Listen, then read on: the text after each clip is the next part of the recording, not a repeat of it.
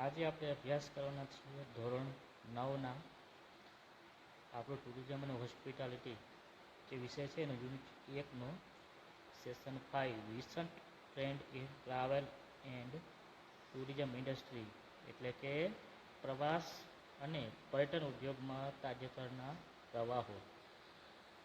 તો એમાં આપણે પહેલાં સમજવાનું છે ડોમેસ્ટિક ટુરિઝમ, એટલે કે આંતરિક પર્યટન. તો આંતરિક પર્યટન એટલે મુસાફરી કરનાર વ્યક્તિ પોતાના દેશમાં પાસપોર્ટ કે વિઝા વગર પ્રવાસ કે પર્યટન કરે તેને આંતરિક પર્યટન કહે છે. આ આંતરિક પર્યટનને બીજા રાષ્ટ્રીય પર્યટન કે રાષ્ટ્રીય પ્રવાસ તરીકે પણ ઓળખવામાં આવે છે. જેમ કે ભારત દેશમાં વસતો કોઈ વ્યક્તિ જે છે એ દિલ્હી, મુંબઈ જેવા ભારત દેશની અંદર આવેલા સ્થળોનો પ્રવાસ કરે તો તેને આંતરિક પર્યટનમાં એનો સમાવેશ થાય છે. ત્યાર પછી આવે છે આંતરરાષ્ટ્રીય પર્યટન, એટલે કે આંતરરાષ્ટ્રીય પ્રવાસ, કે જેમાં એક દેશના પ્રવાસીઓ બીજા દેશમાં ફરવા માટે જાય છે તો તેને આંતરરાષ્ટ્રીય પ્રવાસ અથવા આંતરરાષ્ટ્રીય પર્યટન કહેવામાં આવે છે.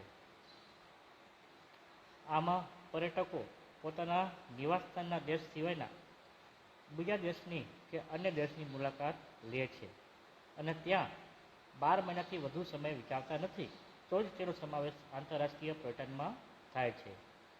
આવા આંતરરાષ્ટ્રીય સ્થળોની મુલાકાત લેવા માટે પાસપોર્ટ અને વિઝાની જરૂર પડે છે.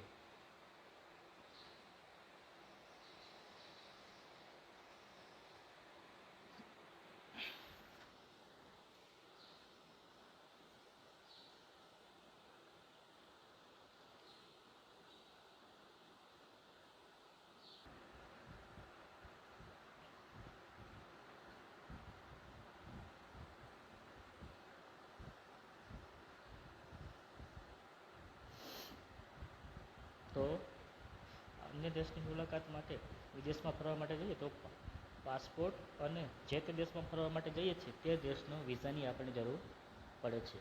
આ આંતરરાષ્ટ્રીય પર્યટનને ના 2 ભાગ પડે છે, જેમાં એક છે ઇનબાઉન્ડ અને બીજું છે આઉટબાઉન્ડ. ઇનબાઉન્ડને સમજીએ તો જ્યારે આપણા દેશમાં કોઈ બિન નિવાસી વ્યક્તિ ફરવા માટે આવે છે ત્યારે એને અંદરનું પર્યટન એટલે કે ઇનબાઉન્ડ ટુરિઝમ કહેવામાં આવે છે. દાખલા તરીકે કોઈ વ્યક્તિ અમેરિકાથી વેકેશન કે વ્યવસાયના કામથી ભારતમાં આવે છે તો તેને ઇનબાઉન્ડ કહેવામાં આવે છે. જ્યારે આઉટબાઉન્ડમાં તેમાં કોઈ વ્યક્તિ જે છે એ વ્યવસાયિક કામ અથવા રજાઓ માટે અન્ય દેશની મુલાકાત લેતા હોય તો તેમનો સમાવેશ આમાં થાય છે. જેમ કે ભારતનો કોઈ વ્યક્તિ પર્યટન કે પ્રવાસ માટે અમેરિકા જાય છે તો તેને આઉટબાઉન્ડ કહેવામાં આવે છે. બરાબર, અમેરિકાનો વ્યક્તિ ભારત આવે તો ઇનબાઉન્ડ અને ભારતનો વ્યક્તિ જો અમેરિકામાં જાય તો આઉટબાઉન્ડ કહેવામાં આવે છે.